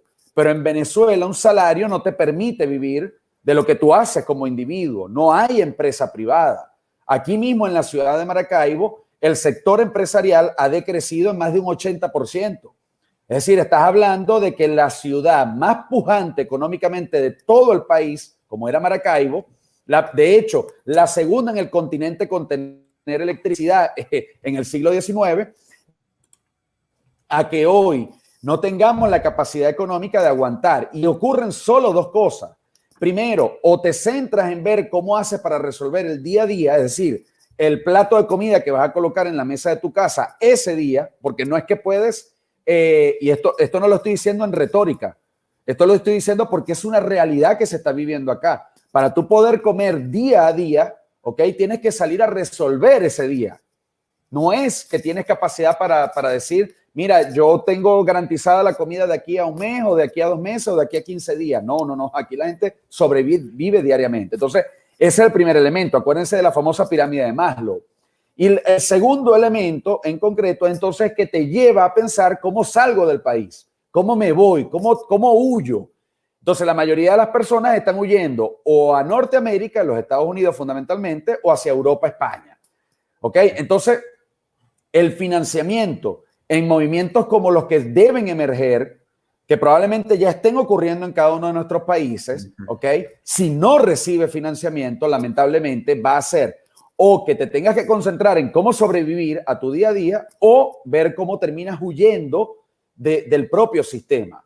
Entonces, no lo vamos a lograr si no logramos ese proceso de articulación. Y aquí cuando hablaba cripto, y que por cierto te hice la referencia, no hablaba solamente de las alianzas que podemos hacer con algún actor político específico dentro de nuestros países. No, yo hablo de alianzas que necesitamos articular en el exterior, porque nosotros somos liberales, pero ¿dónde están las mayores fuerzas liberales del planeta? Hacia Europa. Entonces, ¿dónde está esa gestión? Ahí estamos fallando todos. ¿Dónde está esa gestión para que los liberales de Europa, que tienen partidos, que tienen organizaciones mucho más fuertes, mucho más sólidas, mucho más con mucha mayor capacidad y potencial económico, comprendan de que si no viene una ayuda de allá para acá, lamentablemente este continente se va a terminar de perder. Y si este continente, ¿de dónde está la alerta hacia ello? Y si este continente se pierde, señores, este comunismo va a volver nuevamente para allá. Y va a volver otra vez a ocupar Irlanda, va a volver a ocupar Polonia, va a volver a ocupar cualquiera de los países que sufrieron en otrora este sistema estatista, que aunque no lo quieran llamar a veces comunismo, es comunismo. Hoy hacía una revisión histórica de cuántos países viven comunismo hoy en el planeta. Y ustedes pueden creer que Venezuela no aparece todavía ahí. Entonces, cuando uno analiza lo que ocurrió en Irlanda, lo que uno analiza, lo que ocurrió en cualquier otra parte similares, tú te das cuenta de que sí, de repente el comunismo tiene una serie de fases o de etapas. Probablemente no estuvieron algunos países en la etapa -15, pero el hecho de que no estén en la etapa -15 no significa que no haya comunismo. O es que en Argentina no están intentando implantar un sistema comunista también. Si además viene de la misma línea de acción política de Hugo Chávez Frías y de todo este sistema que además conecta con Fidel Castro. Una cosa es que ellos inteligentemente, porque no podemos cometer el error de reducir la capacidad intelectual de estos tipos, solo que utilizan esa capacidad intelectual para la maldad, para ejercer todo lo que ya sabemos han venido haciendo en cada uno de nuestros países. Pero la realidad es que estos tipos son inteligentes y estos tipos son tan inteligentes que vienen y se muestran como corderos cuando realmente son lobos. Después se muestran como lobos cuando ahora ya son cualquier otro animal de la cadena alimenticia que sea mucho más feroz. Entonces, eso es lo que están haciendo. Se están disfrazando de lobos, se están disfrazando de abuelitas. Yo sacaba en estos días un post sobre eso. Es decir, señores, es la abuelita de Caperucita Roja, pero ya está disfrazada. Es decir, es el lobo y nos va a comer y ya está aquí. Entonces, tenemos que ir a un plan. No sé cómo es que lo vamos a terminar de articular, pero el mundo, o el viejo mundo, por decirlo así, Suecia y cualquiera de estos países donde nosotros debiéramos tener esas grandes alianzas, deben comprender de que lo que hoy está ocurriendo en América Latina es bajo la premisa de poder volver para allá. Por eso algunos países comienzan a prohibir los partidos comunistas. Pero señores, esta gente no se mezcla, no se mete en el poder, no llega al poder desde el Partido Comunista. De hecho, la mayoría de los partidos comunistas en América Latina estaban acabados en un momento determinado. Aquí llegó un partido político que crea Chávez, que se llama MBR, Movimiento Quinta República, ¿ok? Y la gente entonces no quería nada con el comunismo, pero entonces compró todo lo que le decía el lobo disfrazado de abuelita desde ese partido. Entonces no creamos que solamente prohibiendo un partido comunista ya vamos a detener la posibilidad de avance de ellos dentro de un país. Entonces eso es lo que hay que alertar del otro lado del continente para que sepan de que si no ayudan a América Latina a resolver este conflicto, ¿ok? Y el financiamiento es fundamental y clave para podernos organizar, para que ustedes, especialmente los que todavía están en Chile, que no están viviendo lo que estamos viviendo los venezolanos y los argentinos, comprendan de que en algún momento determinado esa crisis económica, ese quiebre económico, los va a terminar de expulsar de sus países. Y podemos tener la mejor de las voluntades de poder generar transformaciones, cambios, luchas, como lo queramos llamar, pero cuando la economía no te permite resolver ni siquiera el día a día de tu casa, terminas saliendo expulsado. Y ahí tienes el mejor caso, Irlanda. 75 millones de irlandeses hoy viven por cualquier lado del mundo y solamente 5 millones, siendo ya hoy otro país diferente al de hace 30 y 40 años, y solo 5 millones viven dentro. Entonces, 75 millones están afuera y solo 5 adentro. Y eso es lo que estaba pasando en América Latina. Y el mejor escenario para que todos ustedes se puedan ver en un espejo es Venezuela, mi país. Ya está ocurriendo. 8 millones de venezolanos. Un país de 30 millones, 8 ya están afuera. Y se habla de que a finales de este año serán 10 millones, un tercio de la población. A ese nivel estamos llegando.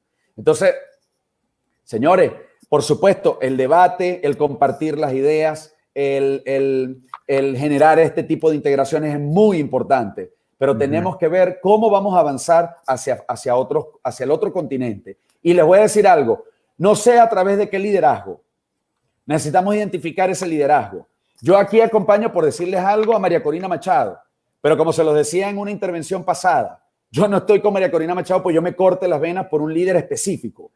Yo estoy con María Corina Machado en un momento determinado porque pienso, ¿ok?, que puede ser una oportunidad, pero María Corina Machado todavía no termina de presentar el plan de acción. Y si no termina de presentar el plan de acción, entonces lamentablemente aquí no va a pasar nada. Entonces nosotros tenemos que entender de que esto va más allá, como lo decía Cripto. Cometí el error, le dije a mi gente, promoví que nos fuéramos interviniendo en diferentes espacios, que nos incorporáramos. Nosotros lo pensamos también hace 7 años atrás, 2014, sector estudiantil. Todos empezamos a decir, bueno, unos se van por aquí, otros se van por allá. ¿Y qué pasó, Cripto? Lo que tú dijiste. La gran mayoría de esos chamos con los que habíamos emprendido un proceso importantísimo de ocupación de diferentes espacios en el ala política, me atrevo a decir que en este momento a la mayoría los hemos perdido. A la mayoría. Ahora están con el líder de ese partido. Ahora todo es, ¿por qué? Porque lo que ven es la oportunidad. Si mi líder, por decirlo así, la pega, yo la pego con él. El gran problema es que tu líder no la está pegando, ¿ok?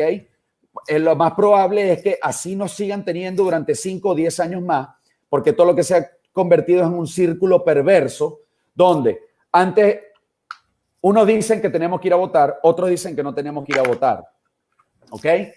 Yo tengo mis argumentos propios sobre si debemos o no debemos ir a votar, pero se ha convertido en una burla. No se los voy a compartir para no desviar la atención.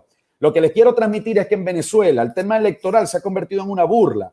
Porque en el año 2020 le dijeron a nuestra gente, no vayas a votar, la oposición venezolana, no vayas a votar porque el sistema está amañado, porque no hay forma de que ganemos, porque tienen más de 4,5 millones de votantes fantasmas, para que ustedes vean la dimensionalidad del proceso fraudulento que tienen ellos a nivel electoral. 4,5 millones identificados con multicedulados, personas que tienen diferentes cédulas y pueden llegar a votar a diferentes centros de votación. Votos fantasma de personas que fallecieron y como el sistema no se depura, no se actualiza, entonces siguen votando los que fallecieron hace 3, 5 o 10 años atrás, donde te ponen a votar al que está fuera del país, porque recuerden que el que se va generalmente no logra un proceso migratorio para legalizarse afuera, entonces afuera es ilegal y por ende si es ilegal afuera no puede votar en Venezuela, porque en teoría él no está en ese país donde sí está. Entonces, ¿qué ocurre? Que ese votante extranjero, que lo perdimos, 8, que van a llegar a ser 10, los ponen a votar aquí adentro y ¿quién identifica que están votando? Entonces, por supuesto, es una irresponsabilidad. Pero ahora Eso es ilegal.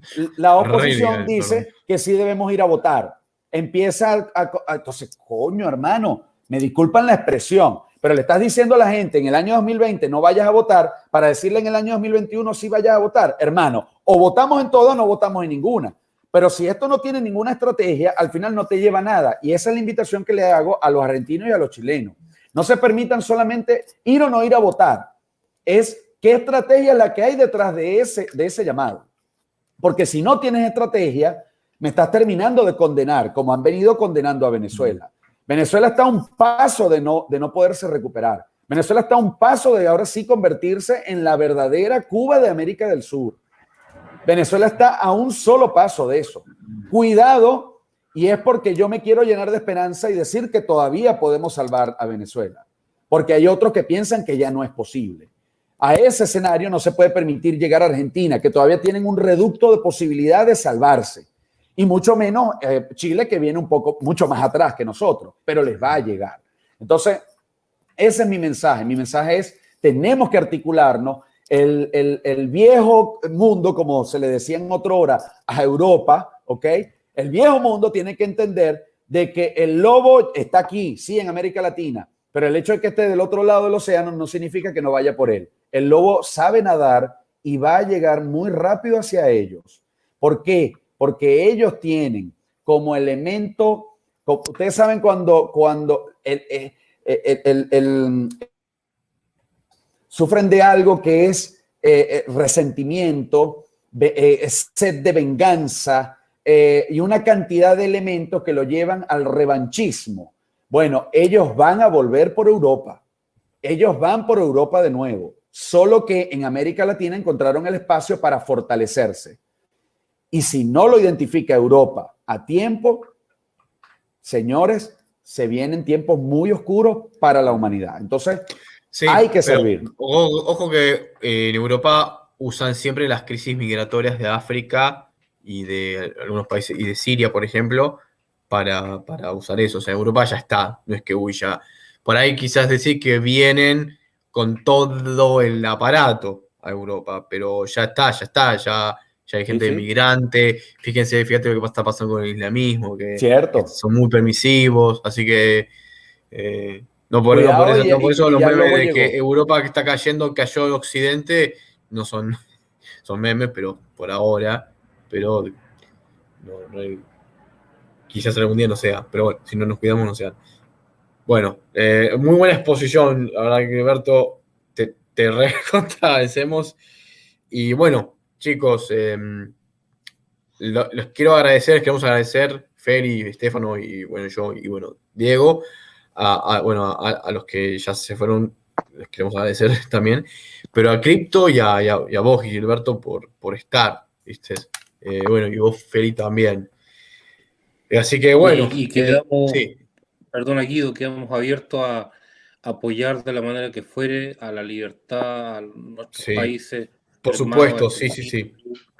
Y en especial a Venezuela, que lo necesita libertad, pero a gritos. Así que si pudiésemos apoyar también, estamos aquí para darle, aunque sea el ánimo, una palabra de aliento, conversar y estar ahí presente. Así que un abrazo a los que se sumaron y a los que se tuvieron que salir también. Muchas gracias por compartir este espacio. Un abrazo para todos. De verdad, bueno, un abrazo para todos. Ahora voy a terminar la transmisión.